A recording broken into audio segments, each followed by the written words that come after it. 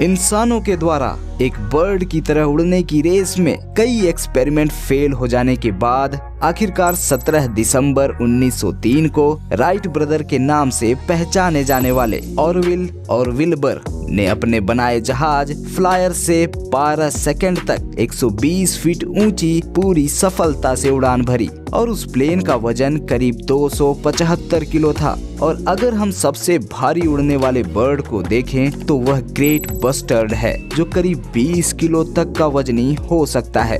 लेकिन आजकल ज्यादातर एक नॉर्मल एरोप्लेन का वजन 80,000 किलो तक का होता है। अब यह सोचने वाली बात है कि इतना वजनी जहाज उड़ता कैसे है, हवा में टिका कैसे रहता है और अपनी दिशा कैसे बदलता है।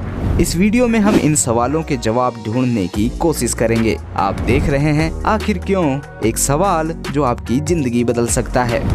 कोई भी जहाज जो उड़ता है उस पर 4 तरह के बल या फोर्स लगते हैं, ग्रेविटी, ड्रैग, थ्रस्ट और लिफ्ट फोर्स। और इन्हीं फोर्स को संतुलित कर लेने पर एरोप्लेन उड़ जाता है। लेकिन कैसे?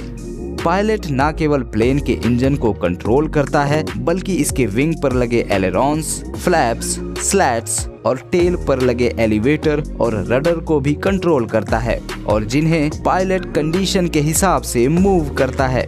प्लेन जब अपने रनवे पर उड़ने की तैयारी में होता है तो पायलट उसके विंग पर लगे जेट इंजन को स्टार्ट करता है और जेट इंजन प्लेन को थ्रस्ट देता है, यानी उसे आगे की ओर बढ़ने में मदद करता है। लेकिन प्लेन के आगे बढ़ते ही हवा इसकी बॉडी से टकराती है जिससे ड्रैग फोर्स जनरेट होता है जो प्लेन को आगे बढ़ने से रोकता है। इस प्रॉब्लम से निपटने के लिए प्लेन का शेप एरोडायनेमिक बनाया जाता है ताकि ड्रैग फोर्स यानी घर्षण कम हो सके और तेज गति से चलते हुए प्लेन में घर्षण से आग लगने की संभावना को भी कम किया जा सके। लेकिन फिर भी रनवे पर दौड़ता प्लेन उड़ेगा नहीं, क्योंकि जैसा कि हमें पता है कि ग्रेविटी चीजों को धरती की ओर खींचती है और इसलिए यह प्लेन को कभी उड़ने ही नहीं देगी जब तक कोई ग्रेविटी से ज्यादा फोर्स इसको ऊपर की ओर ना लिफ्ट करे।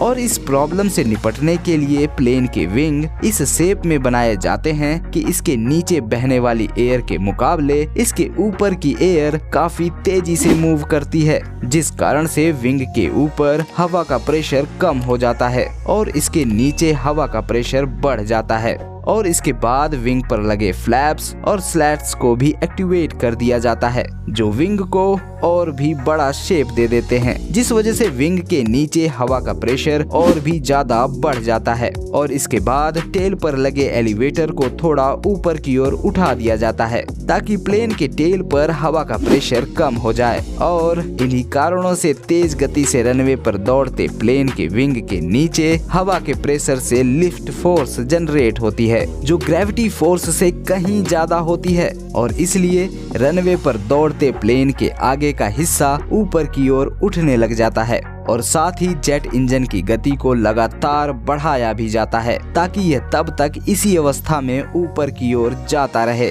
जब तक यह अपनी निश्चित ऊंचाई तक ना पहुंच जाए और फिर जेट इंजन की गति सामान्य कर दी जाती है। इससे ग्रेविटी फोर्स और लिफ्ट फोर्स बराबर हो जाते हैं और प्लेन उसी ऊंचाई पर बना रहता है। और अब सवाल उठता है कि प्लेन अपनी दिशा कैसे बदलता है। प्लेन के विंग पर लगे एलेरॉन्स और टेल पर लगे रडर ही इसकी दिशा बदलने में मदद करते हैं। जिस तरह से एक पक्षी अपने पंख को थोड़ा झुकाकर या मोड़कर अपनी दिशा को बदलता है, ठीक उसी तरह पायलट प्लेन की दिशा बदलने के लिए उसके एक तरफ के पंख के एलेरॉन्स को उठा देता है और दूसरे तरफ के एलेरॉन्स को थोड़ा झुका देता है, जिससे प्लेन एक तरफ झुक जाता है या रोल हो जाता है और अपनी दिशा बदलने लगता है और प्लेन का बैलेंस बना रहे और अंदर बैठे यात्रियों को कोई तेज झटका महसूस न हो। इसके लिए पायलट प्लेन के टेल पर लगे रडर की भी मदद लेता है।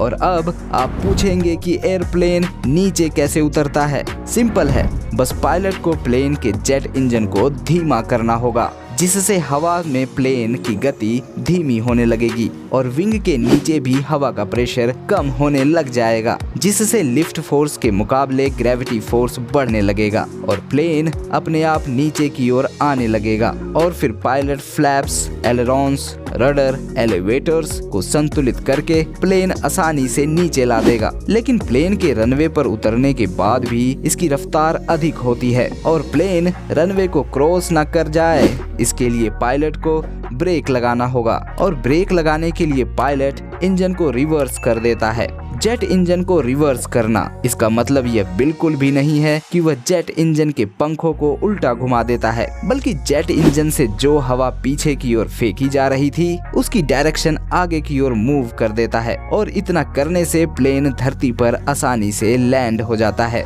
उम्मीद है आपको इस वीडियो से कुछ सीखने को जरूर मिला होगा। Thank you so much for watching. मिलते हैं नेक्स्ट वीडियो में, तब तक के लिए बाय।